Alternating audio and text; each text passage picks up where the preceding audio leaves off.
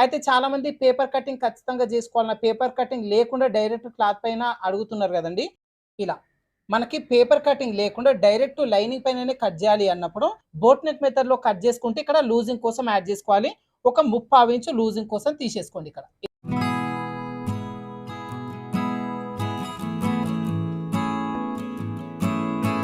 Hi friends, welcome to వేద tailors. ఈరోజు వీడియోలో బోట్ నెక్ బ్లౌజ్ని ఈజీగా ఎలా కట్ చేసుకోవాలనేది చూద్దాం. అయితే చాలామంది బ్యాక్ పార్ట్లో బోట్ నెక్కి కట్ వర్క్ వచ్చేలాగా రిఫరెన్స్ పిక్స్ పంపిస్తున్నారండి ఇన్స్టాగ్రామ్లో, అదేవిధంగా మన వాట్సాప్ నెంబర్కి కూడా. మీకు కటింగ్ ప్రాసెస్ మొత్తం కూడా ఈ వీడియోలో చూపిస్తాను. అయితే మనకి నార్మల్గా కొలత జాకెట్ చాలామంది ఇది కూడా అవుతురు. కొలత జాకెట్ వచ్చేసి డీప్ నెక్ ఉన్నది ఇస్తే మనం బోట్ నెక్ కట్ చేయాలన్నప్పుడు ఎలాంటి చేంజెస్ చేసుకోవాలి అని చెప్పి అది కూడా నేను ఇక్కడ చెప్తాను. అయితే ఫస్ట్ ఆఫ్ ఆల్ లైనింగ్ వచ్చి 1 మీటర్ తీసుకోండి. నీట్‌గా అద్దేసి ఐరన్ చేసి పెట్టేసుకోండి. ఓపెన్స్ అటువైపున, ఫోల్డింగ్ మన వైపునకి వచ్చేలాగా పెట్టండి. అయితే ఇప్పుడు ఫ్రంట్ పార్ట్‌లో డీప్ నెక్ పెడతాను. బ్యాక్ సైడ్‌లో బోట్ నెక్ వచ్చేలాగా పెడతాను. ఫస్టు నడుము లూజ్ ఒకసారి చెక్ చేసుకుందాం వీళ్ళది. నడుము లూజ్ వచ్చి 16 ఇంచులు. అంటే మనకి 32 ఇంచులు నడుము loose. First blouse length marking చేసుకోవాలి. అయితే ఇక్కడ కింద హెచ్చు తగ్గు లేకుండా ట్రయాంగిల్ స్కేల్ పెట్టేసుకొని లైన్ డ్రా చేసుకోండి. మీకు అక్కడ హెచ్చు తగ్గులు ఒకవేళ ఉంచినా కూడా బ్లౌజ్ ఫిట్టింగ్‌లో తేడా వచ్చేస్తది. ఫస్ట్ బ్లౌజ్ లెంత్ 13.5 ఇంచులు.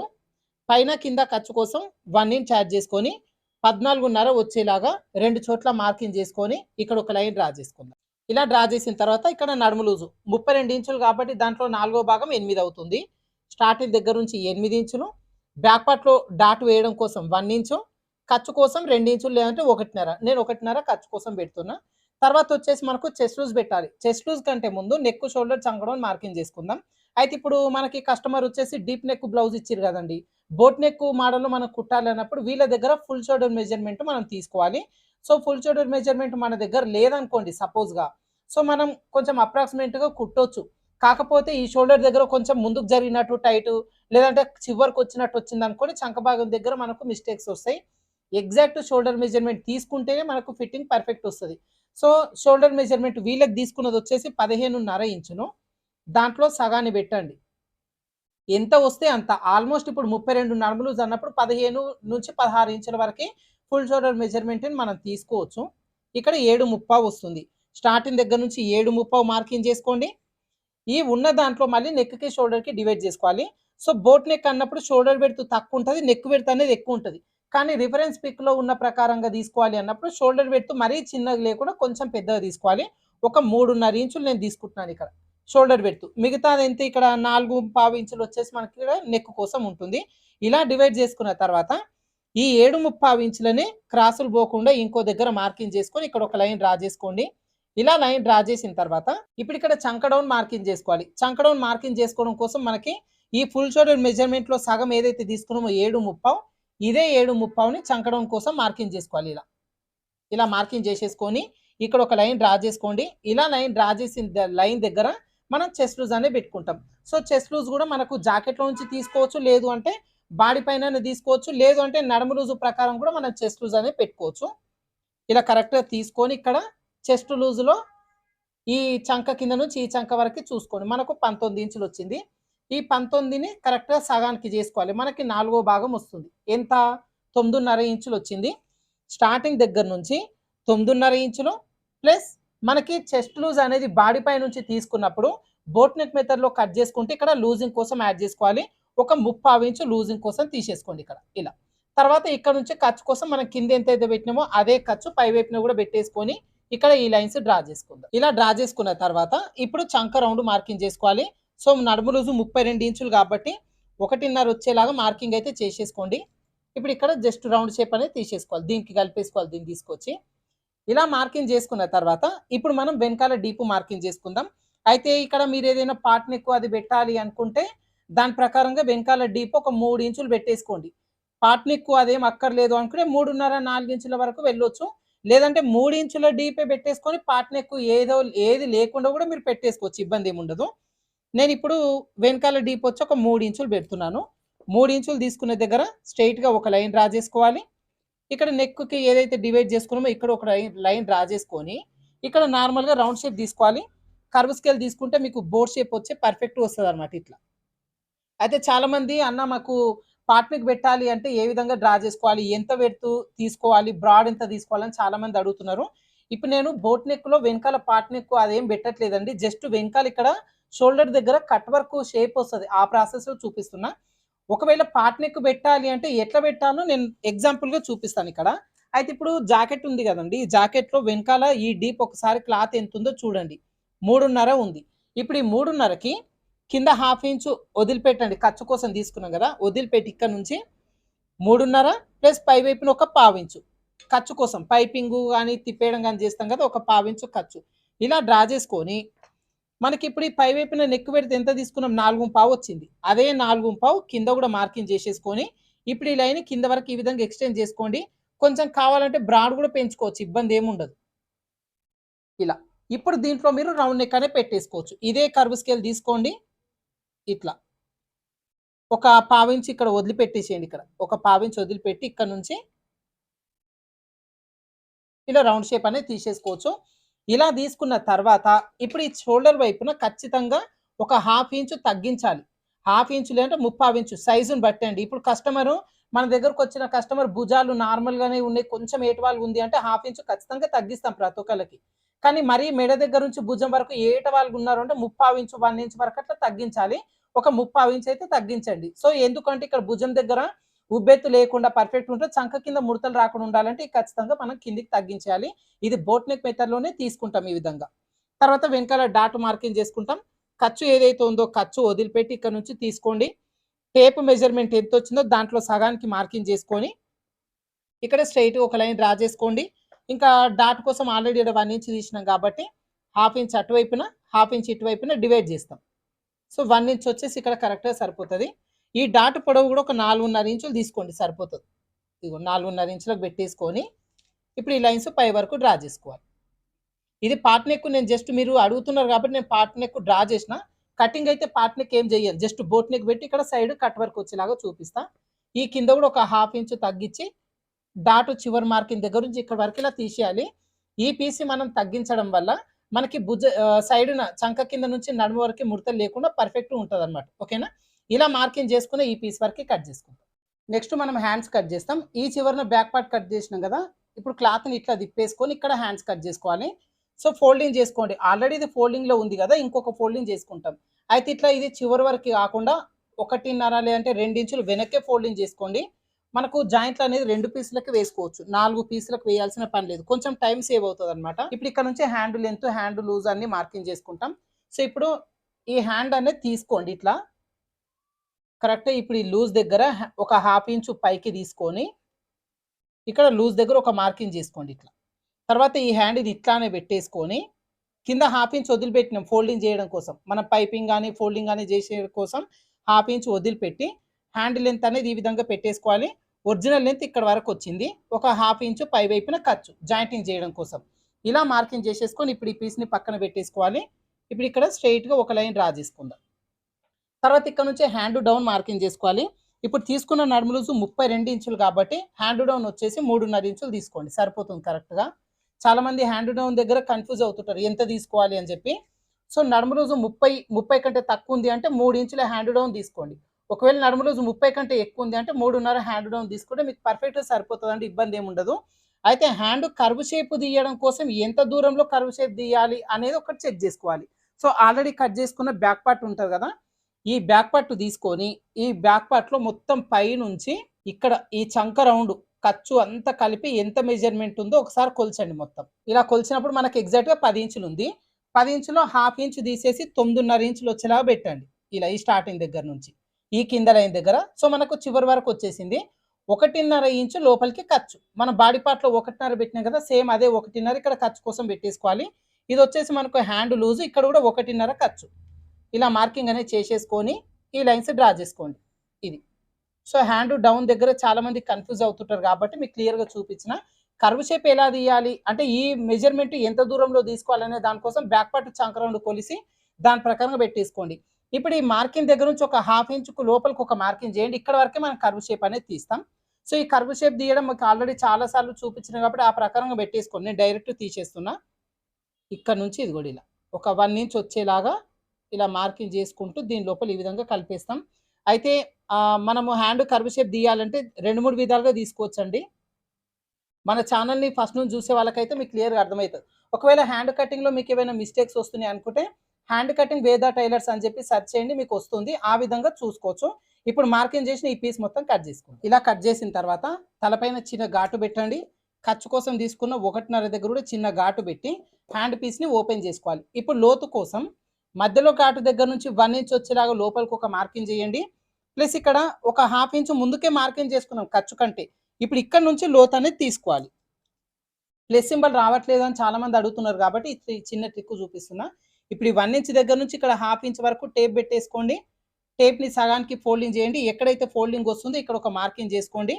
టేప్ పెట్టుకొని కరెక్ట్‌గా 3/4 ఇంచ్ ఉండేలాగా చూసుకోండి ఇక్కడ లోతు అనేది. ఇప్పుడు ఈ 1/2 ఇంచ్ మార్కింగ్ దగ్గర నుంచి కొంచెం కొంచెంగా మార్కింగ్ చేసుకుంటూ 3/4 ఇంచుని కలుపుకోవాలి.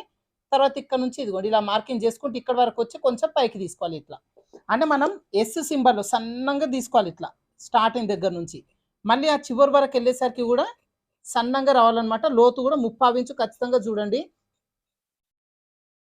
ఇలా ఇక్కడ వరకు వచ్చి కొంచెం ఇదే కంటిన్యూగా పైకి తీసుకెళ్తూ ఇలా తీసుకోవాలన్నమాట. ఇక్కడ మధ్యలో చిన్న ఘాటు పెట్టండి. లోతు తీసుకున్నామని గుర్తుంటుంది. ఇప్పుడు మనకి ఇక్కడ చూడండి మనము 2 ఇంచులు వెనక్కే ఫోల్డింగ్ ఎందుకు చేసుకున్నామంటే ఇక్కడ ఖర్చు కరెక్ట్‌గా సరిపోయింది. ఇప్పుడు ఈ పీసుకు మాత్రమే ఖర్చు జాయింట్ చేసుకోవాలి. 2 ముక్కలు జాయిన్ చేస్తే సరిపోతదన్నమాట. ఈజీగా ఉంటుందని చెప్పి.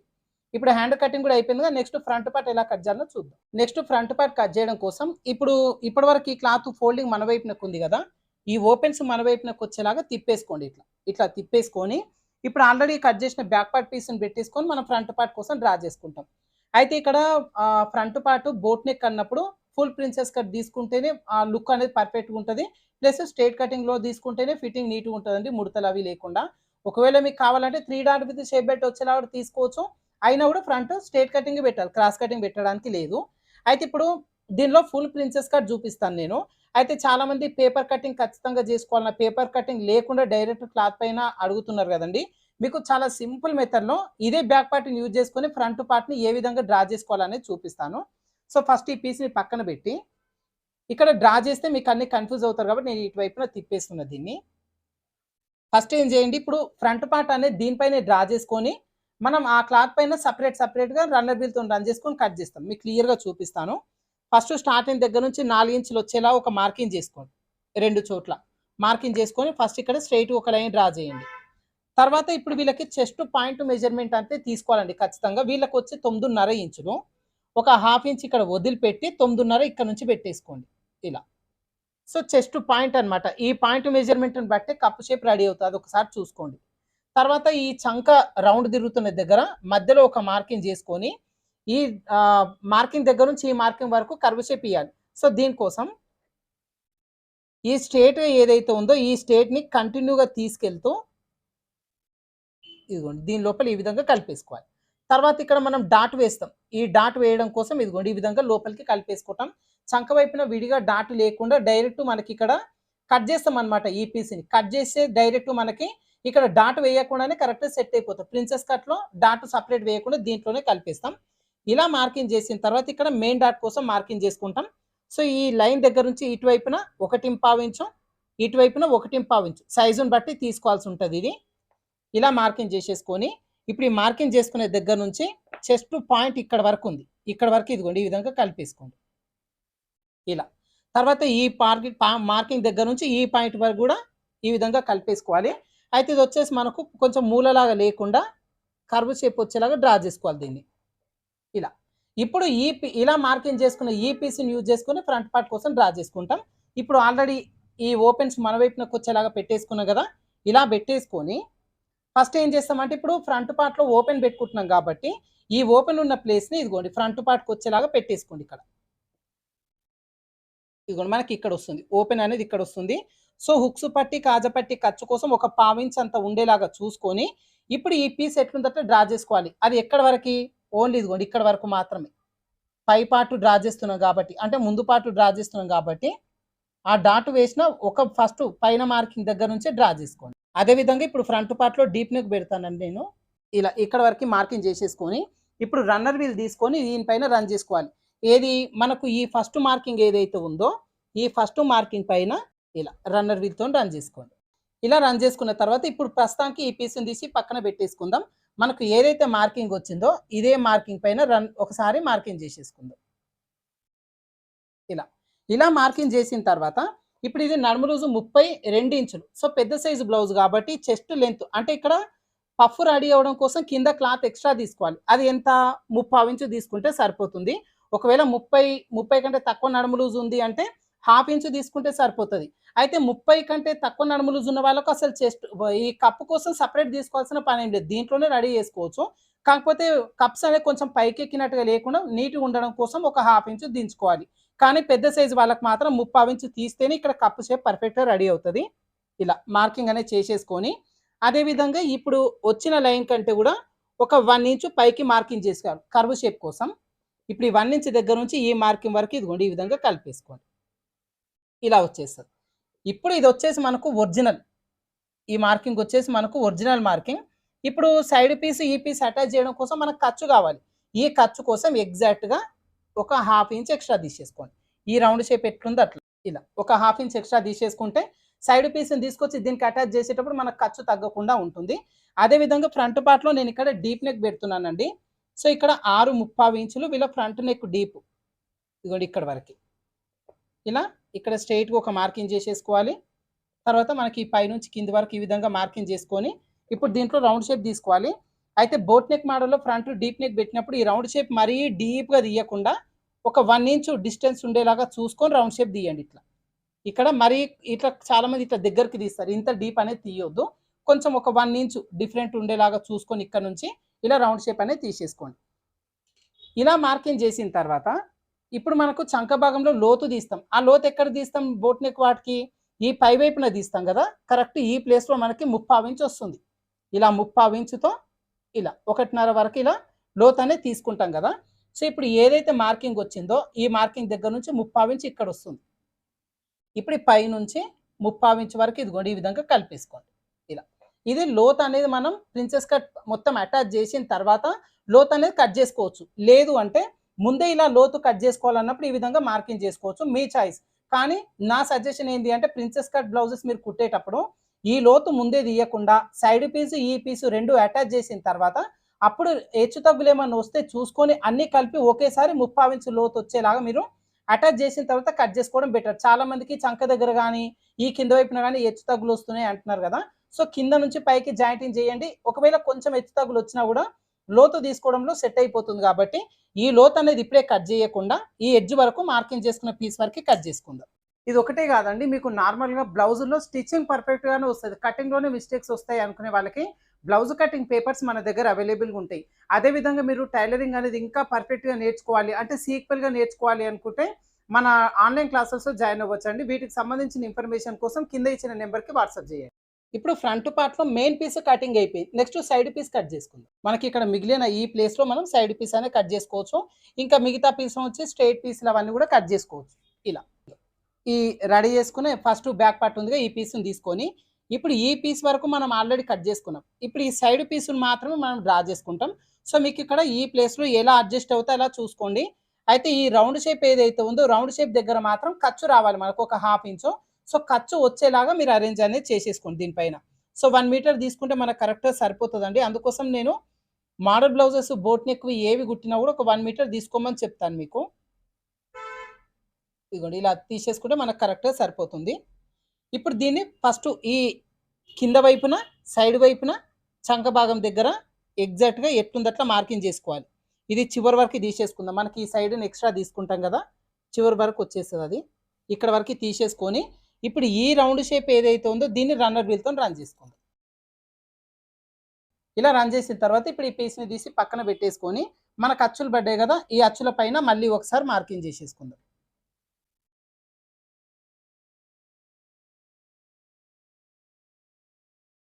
ఇలా మార్కింగ్ చేసిన తర్వాత ఇప్పుడు ఇక్కడ కూడా అంతేనండి. మనకు మెయిన్ పీస్‌కి అటాచ్ చేయడం కోసం ఖర్చు కావాలి కదా!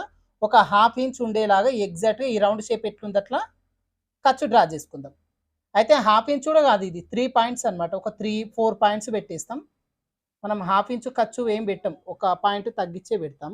ఇలా ఖర్చు కోసం డ్రా చేసిన తర్వాత ఇందాక మనకు ఈ మెయిన్ పీస్‌కి ఉన్న లెంత్ కంటే కూడా మనం 35 ఇంచు ఎక్స్ట్రా తీసుకున్నాం. అదే విధంగా ఇక్కడ కూడా ఉన్న లెంత్ కంటే 3/2 ఇంచు మనం ఎక్స్ట్రా తీసేసుకోవాలి. ఇలా తీసేసుకొని ఇప్పుడు ఇక్కడి నుంచి ఈ సైడ్ వరకు స్కేల్ పెట్టేసుకొని లైన్ డ్రా చేసుకోండి ఇలా. తర్వాత వచ్చేసి మనకి ఇప్పుడు ఇక్కడ సైడ్న కొంచెం క్లాత్ ఎక్స్ట్రా తీసుకున్నాం. సైడ్ జాయిన్ చేసేటప్పుడు హెచ్చు తగ్గులు లేకుండా పర్ఫెక్ట్గా ఉండాలి. సో ఆల్రెడీ పెట్టేసుకున్న ఈ పీస్ని తీసేసుకొని ఇక్కడ 2 ఇంచుల ఖర్చు 1.5 ఖర్చు పెట్టినా కదా, సేమ్ 1.5 దగ్గర ఈ విధంగా పెట్టేసుకొని ఇలా చూసుకోండి. ఇలా చూసుకున్నప్పుడు ఇక్కడ కొంచెం పాయింట్ పైకి వస్తుంది, ఇక్కడ కూడా ఒక 1/2 ఇంచు పైకి వస్తుంది ఇలా. ఇప్పుడు ఈ పీస్ని పక్కన పెట్టేసుకోండి. మనకు ఖర్చు అనేది ఇక్కడ వరకు. ఓకేనా? ఇలా మార్కింగ్ చేసేసుకొని ఈ పీస్ వరకు కట్ చేసుకుందాం.